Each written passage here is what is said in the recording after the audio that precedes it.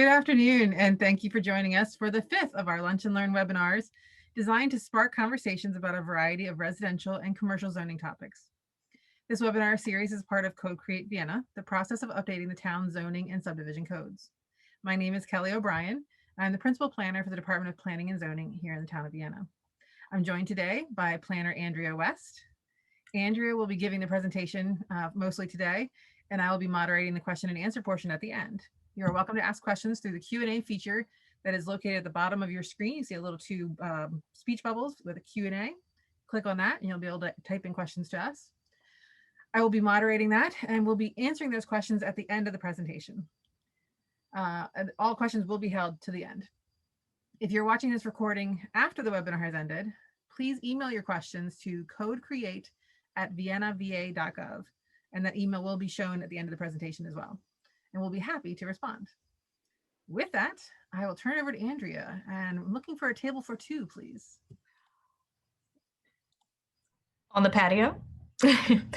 All right, thank you everyone for attending today. So today we are going to talk about outdoor dining in the town of Vienna. So as we sat down to come up with what we wanted to talk about in this presentation, first and foremost is, what does a restaurant need to do to set up outdoor dining? And what are those processes and who completes those processes? So that's the big thing. So what our current code says. And then as we all know, we are in the middle of a pandemic that has changed the demand for outdoor dining, and how has that impacted our process is something we want to talk about today, and what we're doing to currently address that need. And then moving forward, again, this is part of the Code Create Vienna process. What should our process be in the future? That's where we're going to get into a little bit more of the question and answer, and we'd like to put some questions out to the audience on that one. So I'm going to go through the slides here, and I'm going to try to answer some of these questions.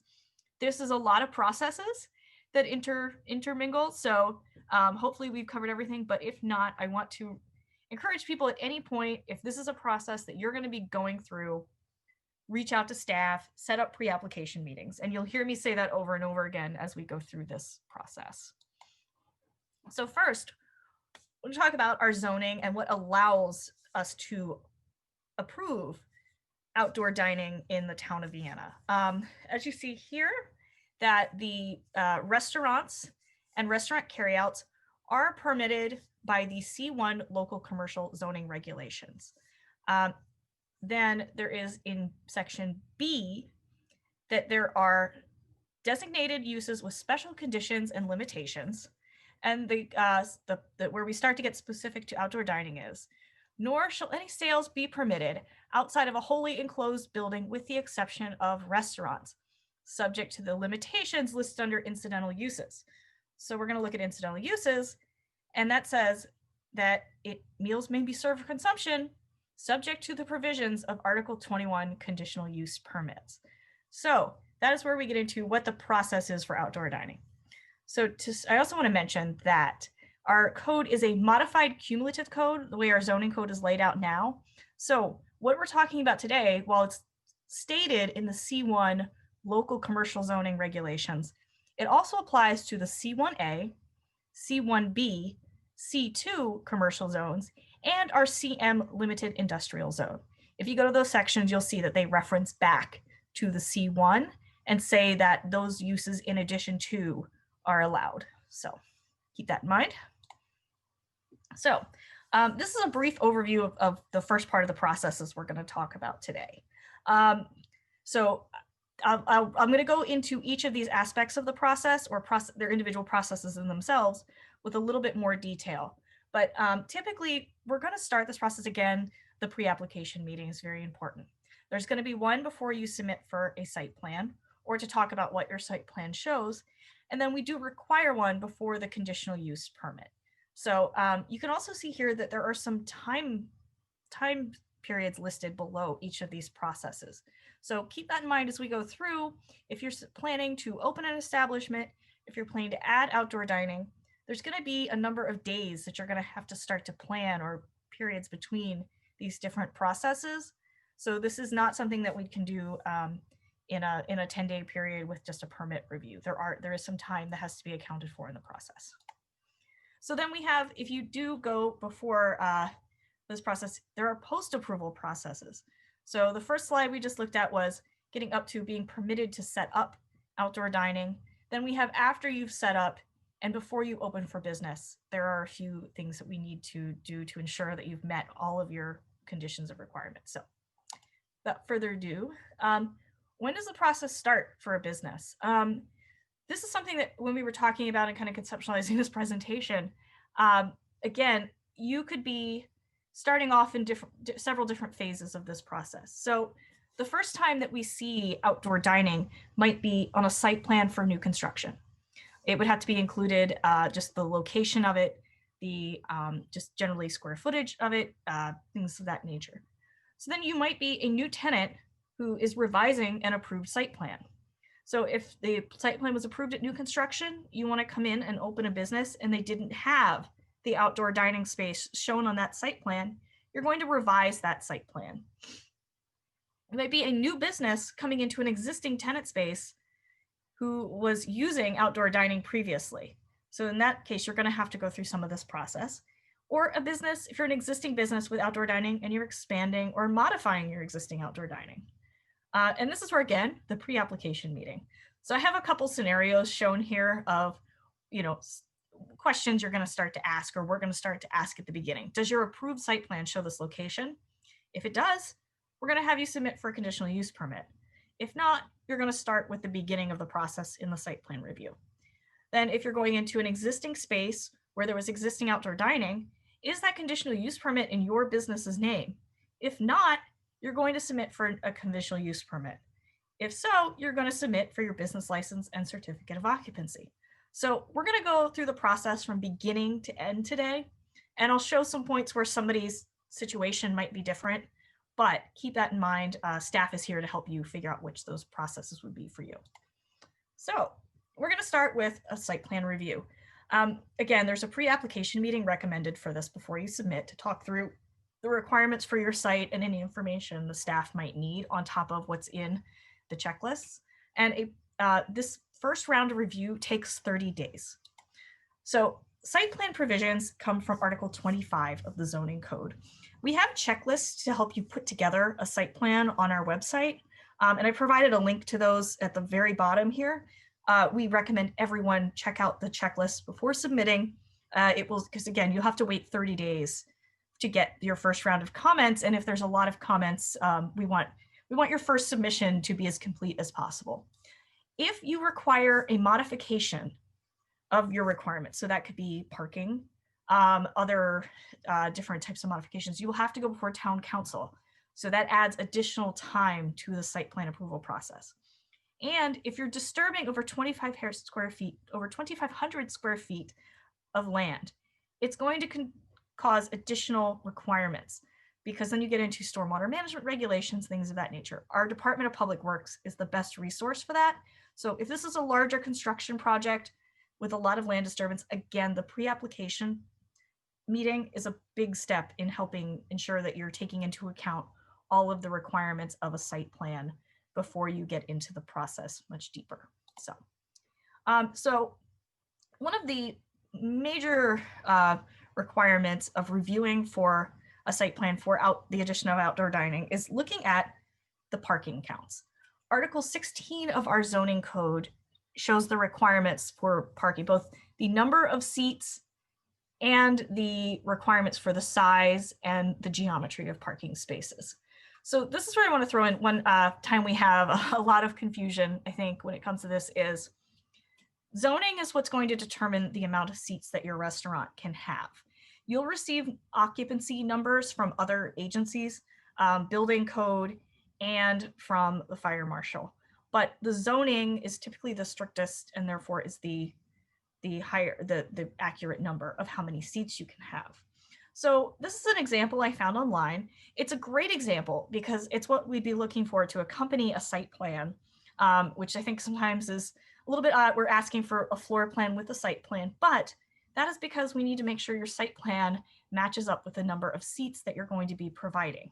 This is a diagram I found. This is a good example because it includes the entire floor area of the space, including the kitchen, storage rooms, ingress, egress out of the rear of the building, things of that nature. So in this example, they are providing 32 inside seats, 28 outdoor seats on the patio, and that would be 60 seats total. So we're going to be looking that they are able to provide 15 spaces for their tenants. Now, we have a lot of our properties go from being built as a commercial use, and the use is changed to a restaurant, general commercial, as our code calls it. So general commercial is typically built with one space for 200 square feet of floor area. This has been a code requirement for a very long time. So that is a good starting point for restaurants when they're looking at what parking is available for their tenant space and working backwards from there. So we will help you work backwards and try to figure out. So this is a, for example, these 15 spaces, we would do 15 times 200, and that would be enough. 15 spaces would be what would be required for a 3,000 square foot tenant space. So if you're in a shopping center, we'll look at square footages, other restaurant seats, things of that nature to figure out if you can provide enough seats. This is something that can be modified by council, as we talked about the site plan modifications, but obviously compliance with the code and providing that parking is the goal. So at this time, during the site plan, we start to look at some other agencies who might have some say in how the site is laid out.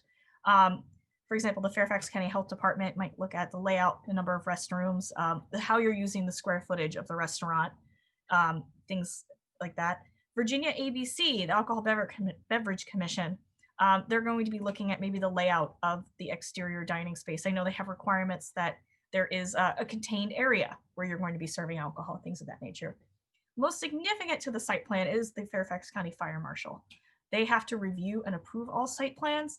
The applicant is responsible for providing Fairfax County Fire Marshal's Office with a copy of the site plan, and we will not release an approved site plan till we have the proof that they have reviewed and approved. So they have their own approval documents that the applicant has to give to the town of Vienna to show that we've all approved the same site plan. All right, so as we get closer to the end of an approved site plan, we've gotten all of these different criteria together and made sure everything meets.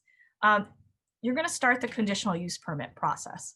So you're going to use that approved site plan to apply for the conditional use permit. At this point, there is a required pre-application meeting with the zoning staff, who are the staff liaisons to the Board of Architectural Review. They're going to help you put together an application, write any requests, provide any additional information about the use that's required. And this is a requirement because they want to make sure that when you do go before the board, you're providing them with the most complete application possible. So a conditional use permit, as you see here, can take 90 days. And that is because it does have to go through 2 hearings. So I'm going to talk a little bit about what a conditional use permit is briefly. The Board of Zoning Appeals may issue a permit if it meets the following 3 criteria, and I have them listed here, but it's common themes that you see in zoning codes. Will not affect adversely the health or safety of persons in the surrounding neighborhoods, will not be detrimental to public welfare, and will be in accord with the purposes of the town's master plan.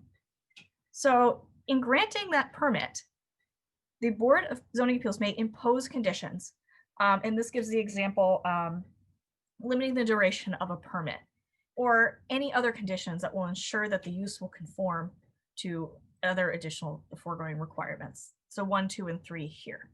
So there's a little bit more about conditional use permits that we have to keep in mind. So again, the pre-application meeting is required.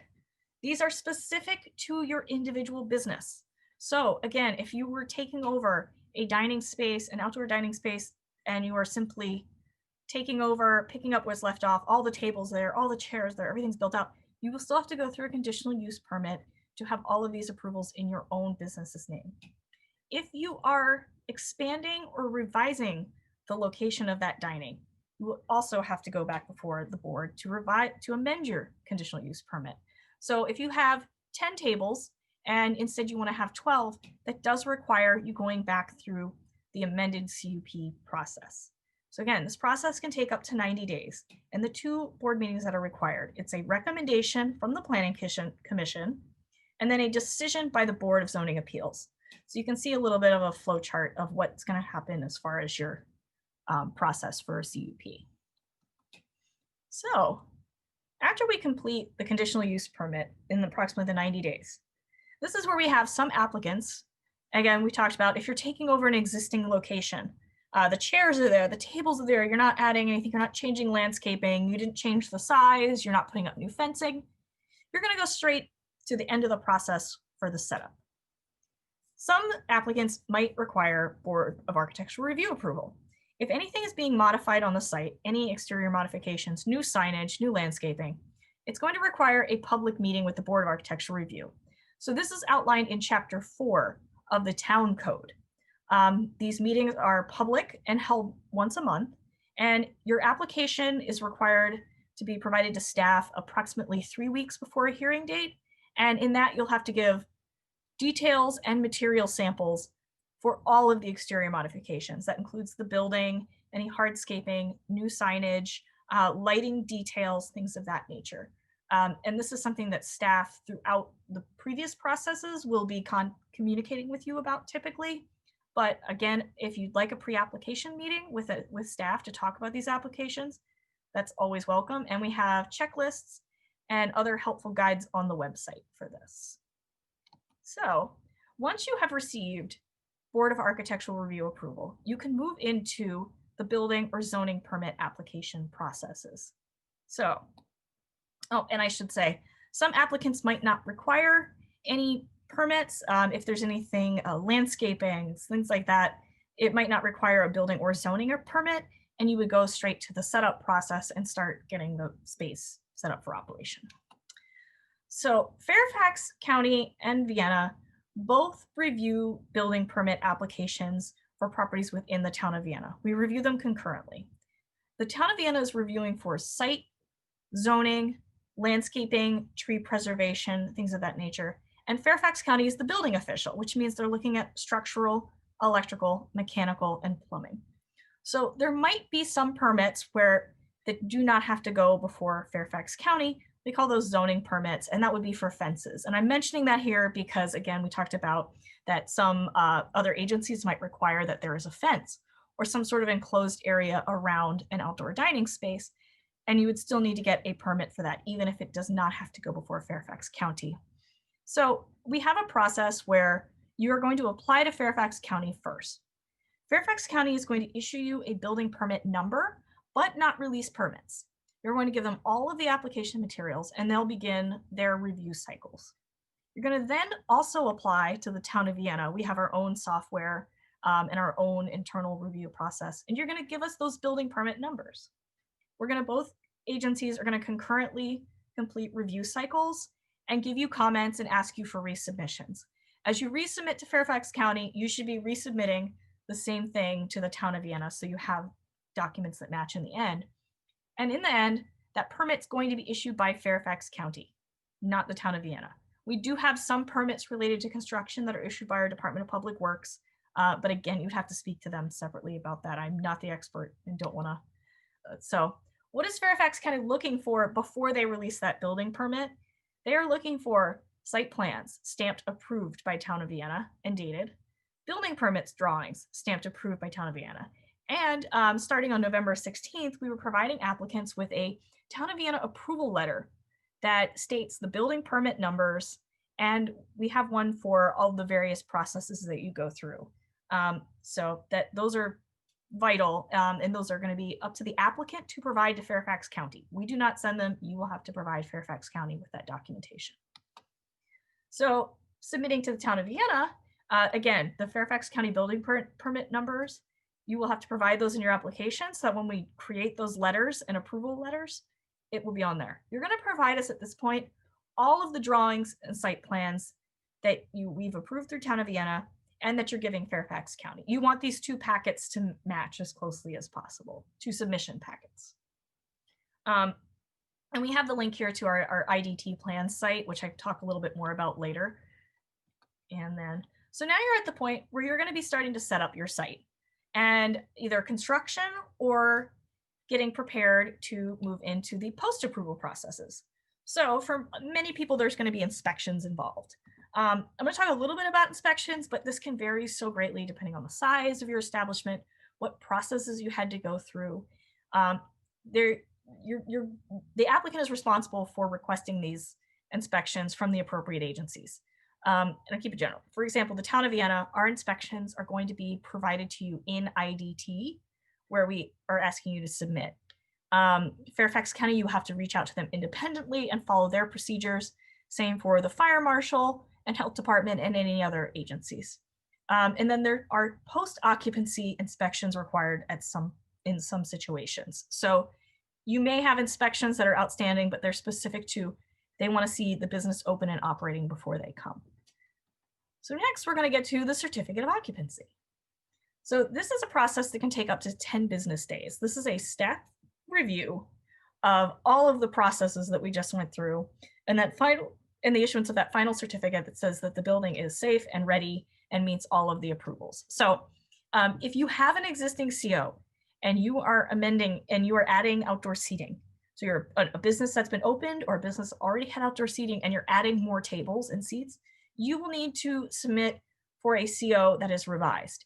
The CO has your seat count on it. So it's important that matches.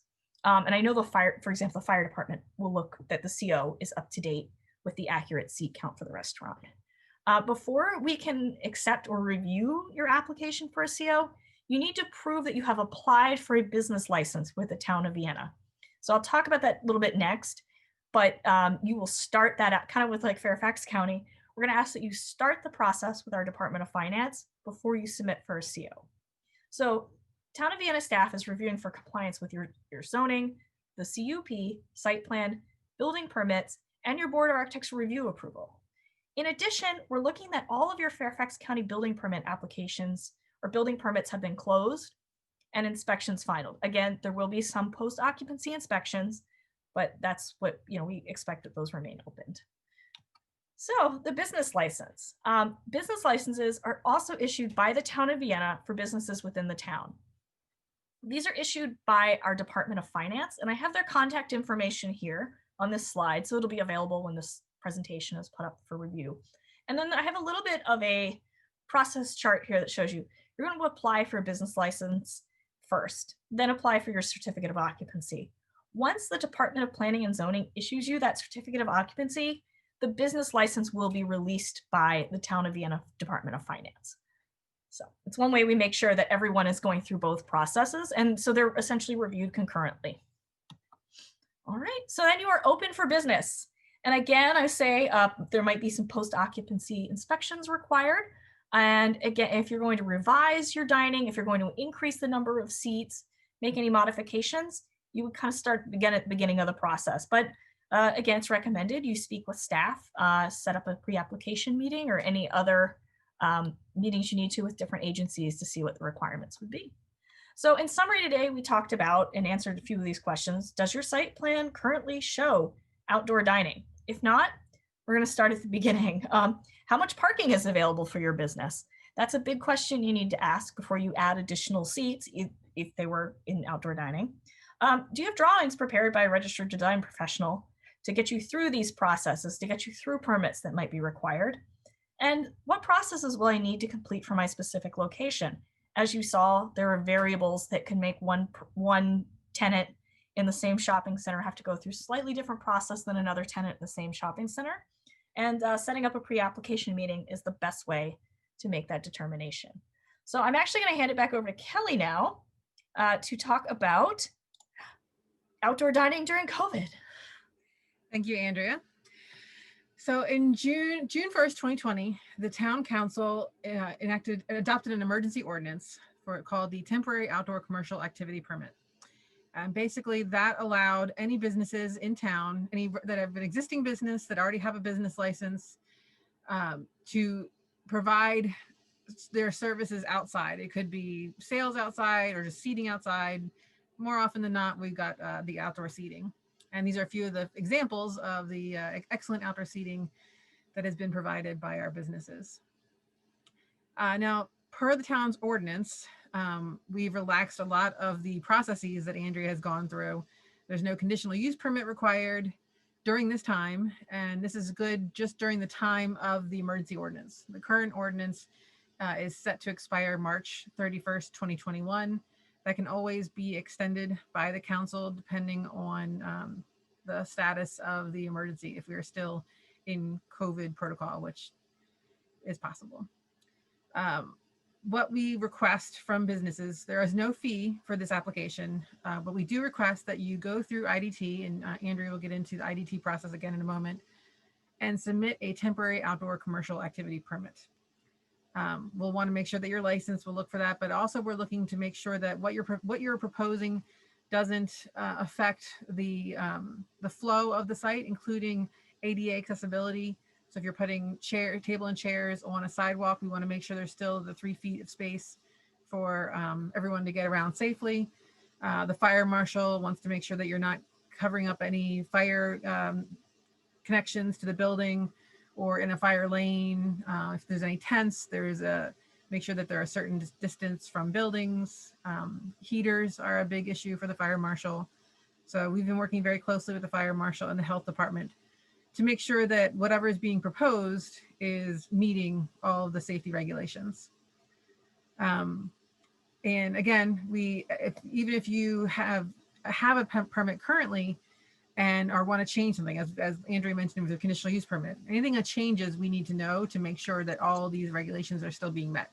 So if you have an outdoor permit and are planning to enclose, say put sides around your tent or make, again, add heaters or anything, we want to make sure that all of these are being met. So please apply for an amendment to your outdoor activity permit. All right, with that, I'll let Andrea go over the application process. So all of the applications that we discussed today and the different processes, as long as they are through the town of Vienna, with the exception of one, are through our IDT plan software. In addition to those applications, you can use this to request pre-application meetings, which I might have mentioned once or twice.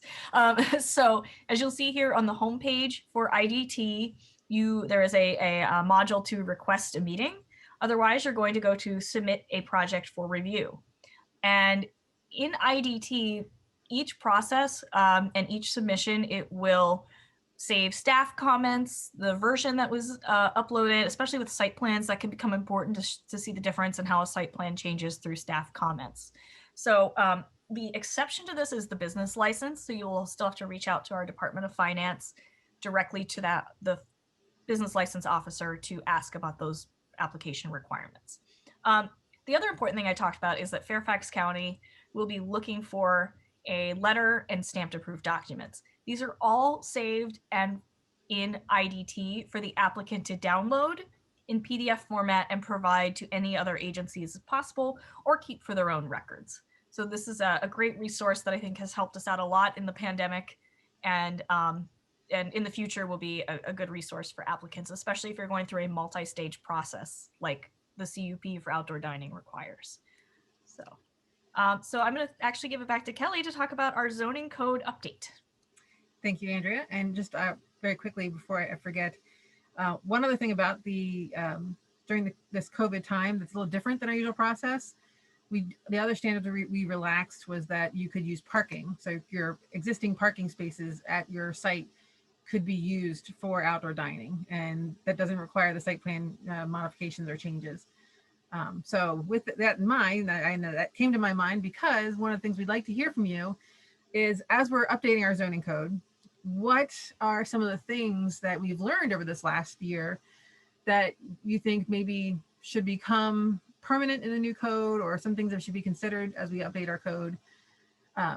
Some things we've heard about are, not every jurisdiction requires the conditional use permit for outdoor seating. Some of it is a by right, which means it's automatically allowed as long as that use, restaurant use, is permitted in that zone.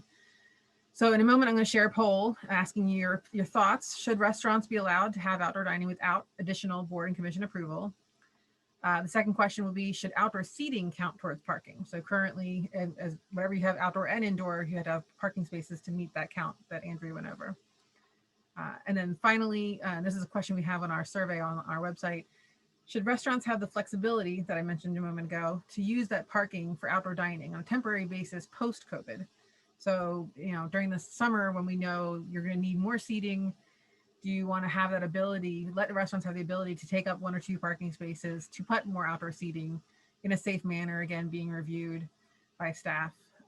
But these are all things that we're open to. I'm going to open the poll, and I do see one question currently that I'll answer in one moment, but I want to open the poll up and see what everyone's thinking. So you should be seeing a poll launched right now. And again, that is the same questions I have here on the screen. Should restaurants be allowed to have outdoor dining without additional board or commission approval? We'll give everyone a few minutes to read this a little bit, read through and fill this out if they'd like. Thank you.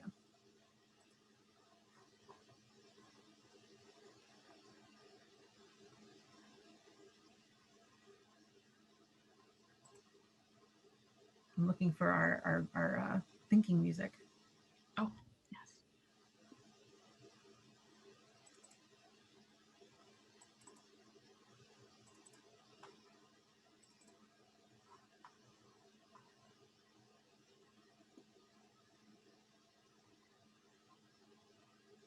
All right, we've got 66%, and give it just another few seconds.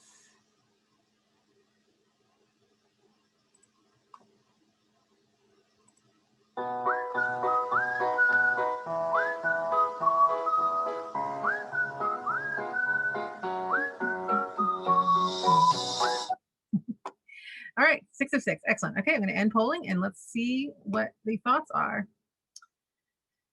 All right, so we got some maybes, and then it's definitely something we're still discussing. Maybe it's a certain number of seats that are outside, maybe some over a certain number require a permit. And then we have second 33% at no, all outdoor seating should still require approval. Okay, so then the next question, should outdoor seating count towards parking? Again, some mix up, maybe not sure what the best option is. Again, all things that we're looking for feedback, and we're looking for what is right for Vienna. What's right for other jurisdictions may not be right for us, but we're looking out to see what the options are to see what would work. And then for having the flexibility, 83% say yes. So that's definitely something we will take forward to the Planning Commission and Town Council and our consultant. And again, if you're watching this webinar after it has already been presented, please feel free to, we encourage you actually to email us with your thoughts on these questions and anything else related to this topic or any of the other topics that we go over. Oh, I think here I can share the results here, and then everyone else can see it. Sorry. So yeah, we have 50% say maybe for number 1. Number 2, again, 50% for should outdoor seating count towards parking. And number 3, 83% say yes, they should have the flexibility. Okay. So with that, we'll go over the questions. So we have one question in the Q&A box right now about what efforts are being made to help businesses who were able to use the temporary outdoor commercial activity permit extend this opportunity. COVID isn't gone, and businesses are going to likely need this opportunity in the new year. So as I said, currently the ordinance is set to expire March 31st. So the town council has already extended it once from the original June 1st adoption. And it's up to the council's decision to extend it. I don't see any reason why they wouldn't want to, because we do want to support our businesses. I do recommend you emailing council and sharing your thoughts about continuing this so that they are aware that it's something that's important to everybody. But I will also caution that while we've relaxed the standards for COVID, a lot of the businesses that have added outdoor dining, if they want to make it permanent after the emergency ordinance is no longer in place, we will require them to come back to us and go through all the processes that Andrea went through earlier with the conditional use permits. Unless if it changes in the new code, but that's something we can address then, but that's not going to happen until end of 2021, beginning of 2022, depending on when the code is adopted by the council and when that formal adoption date is set. So although we may be complete in the process of updating the code in end of 2021, there has been discussions of extending that timeline. So extending the formal adoption to give everyone time to make that change. So that's all the questions that we have in the question and answer box. Is there anyone else online that would like to ask us a question or share some thoughts? We are happy to answer questions. And again, if you're watching this after the fact, feel free to email codecreate@viennava.gov. And Andrew, if you can advance to the next slide while we're waiting to see if any questions come up. We do have more Lunch and Learn webinars. We do, it is our intention to continue to provide these learning sessions. We find them helpful, and we hope you do too. If there's any topics that you have always wanted a little bit more information about or a little confused about, please feel free to email us with your suggestions. We will be posting the Lunch and Learn calendar for the next year soon. We do have in January, there will only be one Lunch and Learn. January 15th, with the holidays and everything else going on, we're only going to do the one, but it's going to be a good one. It's going to be on subdivisions, which is the other half of our update. We're doing the zoning update, but we're also doing a subdivision update. So our Deputy Director, Mike DiRazio, will be talking about the great subdivide and what is involved in that process, what determines lot shapes, and more things like that. So that is it's a good one to start off the year, to remind everyone that subdivision is also being looked at during this process. And there is the email, codecreate@viennava.gov. Also want to put a plug in for everyone to visit our website often. Codecreatevienna.com has information about all these Lunch and Learn webinars, the previous ones, the ones that are coming up, but we also have surveys that we post online. We have links to all the meetings we've had with videos and documents.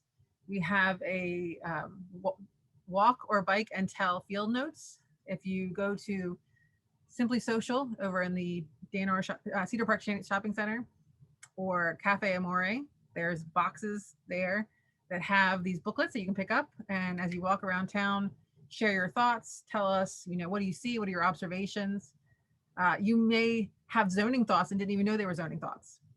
So rather than asking you to meet our jargon, you tell us what you see, and then we'll figure out how that works in the zoning code and share that with Planning Commission, Town Council, and the zoning consultants. And again, so those are available at Simply Social, Cafe Amore, Town Hall, and at the community center. There's a PDF version of it on the website as well. But if you want to have a physical book to fill out, those are the places to pick up and to drop off. So I still don't see any other questions. We are at 12:39. Andrea, any last thoughts? No, again, I don't know if I mentioned pre-application meetings. We encourage them for anyone who's interested in moving forward with any of the processes that we discussed here today. Or again, if you are either going to be going through the process, or you have a question about some, just general question about this types of process, please do not hesitate to reach out to us through our department emails or through IDT or anything, and let us know. And I look forward to hearing if anyone has any ideas about additional Lunch and Learns. I enjoy doing these, and we've done a few that I think have been really helpful. And so Happy New Year, everybody. So yes, Merry Christmas, Happy Holidays, all of that. We look forward to hearing from everyone and seeing you hopefully soon in the new year as we progress through this interesting time. But thank you all for sticking with us. Have a great day.